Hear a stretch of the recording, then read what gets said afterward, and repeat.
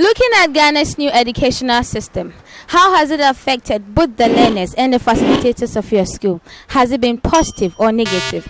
If positive, how? And if negative or challenging, how? And how is the old curriculum different from the new curriculum? I want to know, and I believe you want to know as well. So stay present with me as we visit some schools to find out the answers to these questions. My name is Ochira Georgia from Young Leaders Guide.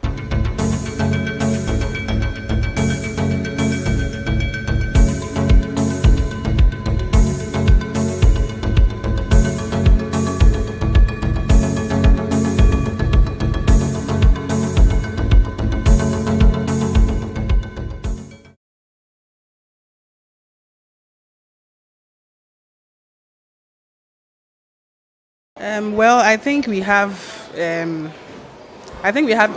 a whole, I think we have a good educational system. The academic side, I think we are doing well so far, and then also education at home also it's good. We have parents teaching the kids, manners and how to show elders respect, how to conduct themselves, and all that. So I think it's good. But then when it comes to the education side, the little hitches here and there, where you see from beginning, you start school in kindergarten, and then you rise through the ranks, you rise through the levels, and it's like they are teaching you general stuff, general things, but then when you get, so you get to the tertiary level or SS, and then still you haven't focused on a particular thing, your career path.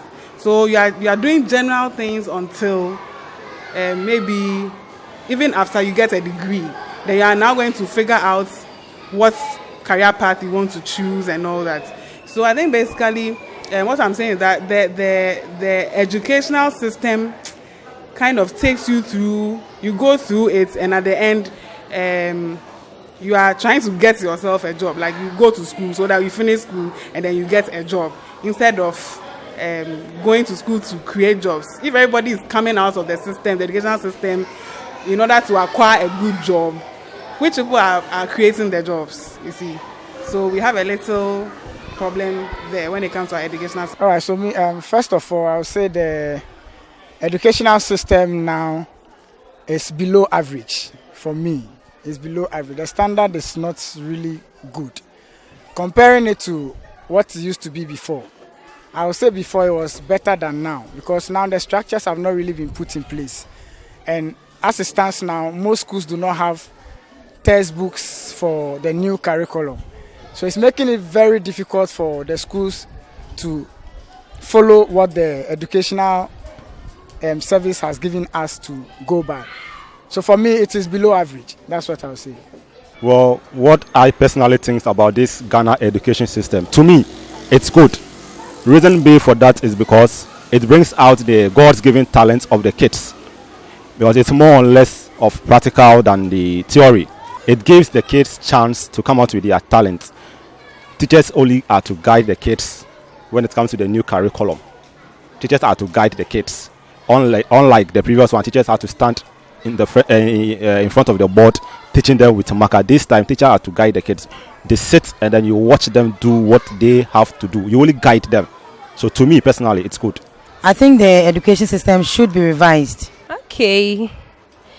Ghana's educational system hasn't been so good, but it has been manageable in the sense that things aren't easy in the classes and on the ground, but the brain behind it is something we look at. So in a way, it's not too good. We are hoping for the best.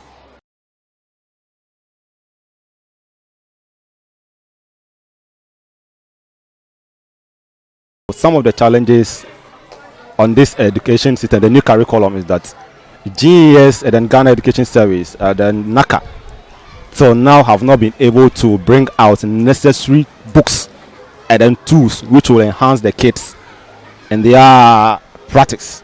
So teachers are forced to always be online, bringing out. Teachers are forced to come online all the time, using data, bringing out certain things that they need. So that's one of the challenges. We don't have the necessary tools, let's say books particular.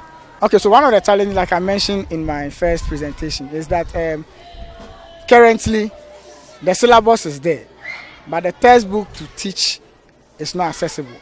When you go to the market, the ones that are there are still the old ones. And those ones that are even new, they are not really having the details that a textbook has to contain. So you realize that it's just a surface thing that they've done because they want to sell them out. And people are in a rush to give them out and make money. So they are not containing the details of information that a teacher will need to teach in class. So that one too is one of the challenges. But to me, that's the main challenge now.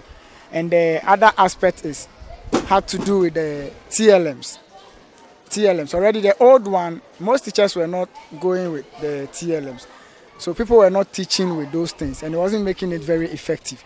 So I was thinking that probably we'll build it up gradually from where we were before.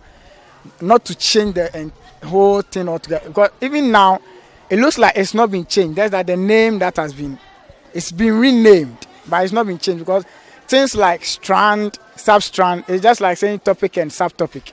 So I don't really see anything different from what it is now. So that's one of the challenges. They've not really done anything to it. It's just that they've renamed so many of the things in it. Yeah, that's what I'll say. Okay. The way the curriculum was changed and then the lack of books in our schools, it is causing a whole lot of havoc and things in the system. The challenges there were, and now a lot has been added, especially looking at our secondary education now with the track system and also the introduction of the new syllables. There was lack of training for teachers. Where they were training, it was a partial thing, and even lack of textbooks. So teachers have to use their own experience, their own researches to teach. So these are some of the challenges we faced until now we are facing. Some of the challenges we face, I think, like I mentioned, we don't go to school in order to create jobs, you see. So at the end of the day, we've gone through our education, but we end up sitting back at home. And I think that's a problem when it comes to the educational system. Yeah.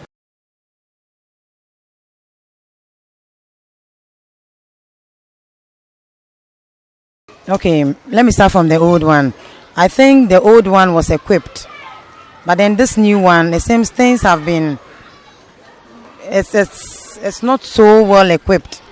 So I feel there is some kind of discrimination between ethnic groups, and then it is creating some form of enmity among ethnic groups. Okay, so I think the old curriculum,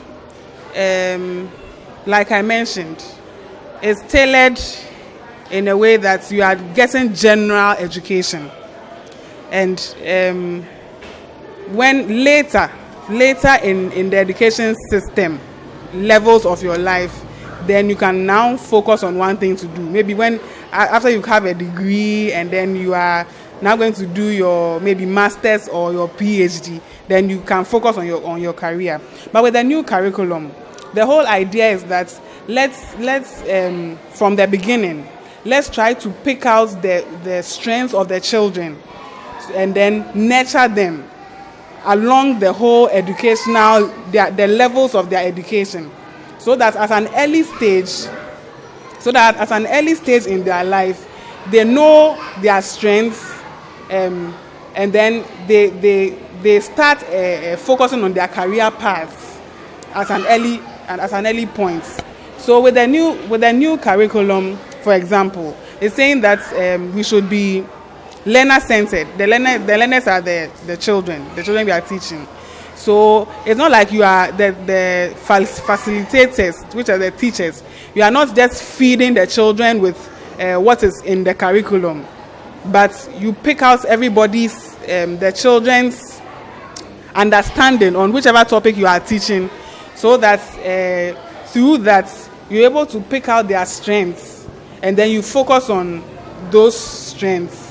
Yes, you give them more attention there, and then you pick out. They are able to pick out their career path at an early age. I think I didn't mention this.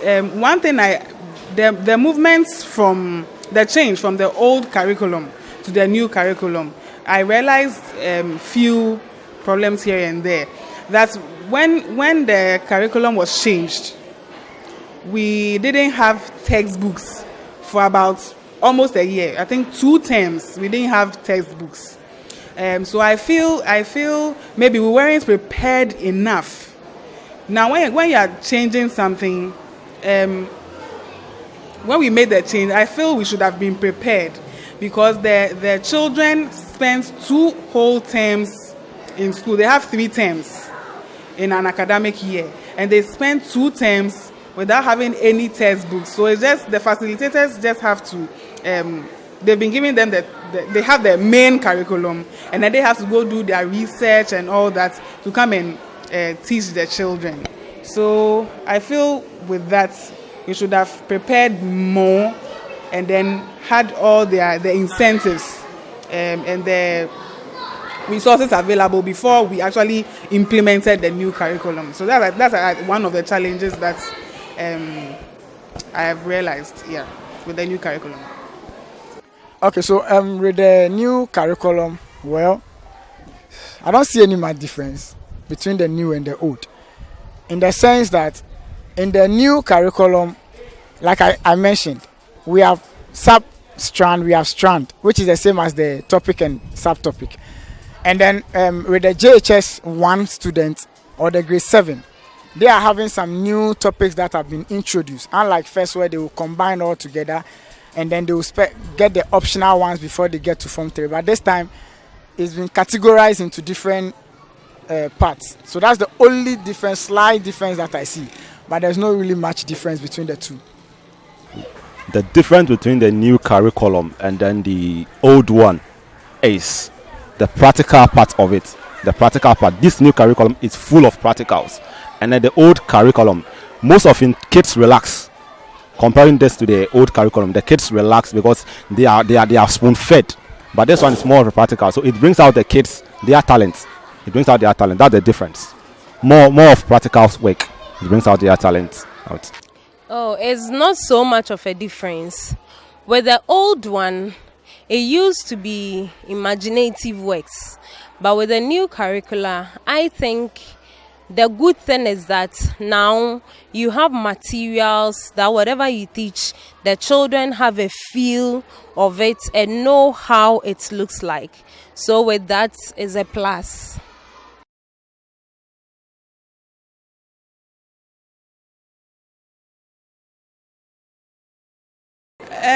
Well, we are already it's been implemented, and we're already in the system of the new curriculum. So, in the past few months, I think when the textbooks started coming in, we have realized some hitches here and there with publications. So I think it has come to notes. GS has noticed some of these textbooks and they are working towards correcting all those things. Like I think I saw one yesterday where in a textbook there was a basket, a woven basket with a cutlass in it, a picture of it, and then it says, the inscription beneath says the pen is in the basket. You see, and this one has been approved. It's a textbook. So we should. I think still NACA is still going to check all these things. So with time, it will get better. Okay, what I think needs to be done is those on the ground, especially teachers on the field, should be involved when certain decisions are being taken. And then everything we do shouldn't be a political thing. We should always have a free mind concerning our education. It's one thing that can push us forward as a nation. What I think must be done is quality materials must be provided in terms of textbooks, and also our double track system should be trashed out so that our students can go to school equally, vacate on the same dates, and then go back on the same dates. So I believe in one step at a time. One step at a time, in the sense that right now we began from somewhere and we got to a place.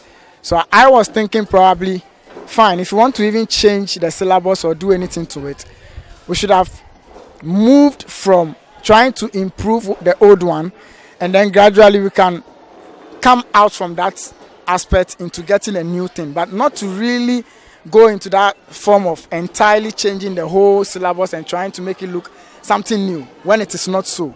So that is one of the things I think we should have put in place, and make sure we go through the old syllabus, know the challenges that we had, and really work on it than to change everything entirely. That's one thing I think we could have done to solve that problem. What I think, first, I'm going to hammer on the publishers, those that write books and then bring out books. NACA, together with the GES, Ghana Education System, should see to it that whoever brings book out, any publisher that brings out books, that person should be vetted. That book should be vetted very well before the book is brought to the schools for the kids to use. On the publishers, and then also headmasters also must see to it that before employing teachers on this new curriculum, teachers should be able to go through and undergo training on the new curriculum to be able to teach the kids very well. Welcome back. Our facilitators has really enlightened us on both the old and then the new curriculum. We should know that education is very important, and this new educational system has come to stay. So let's embrace it. It has not come to weaken us, but to challenge us positively. Young Leaders Guide, shaping minds and inspiring possibilities. You can visit our website on www.youngleadersonline.com for more news updates, and on Facebook, Young Leaders News. My name is Ochira Georgia. Thanks for staying with me.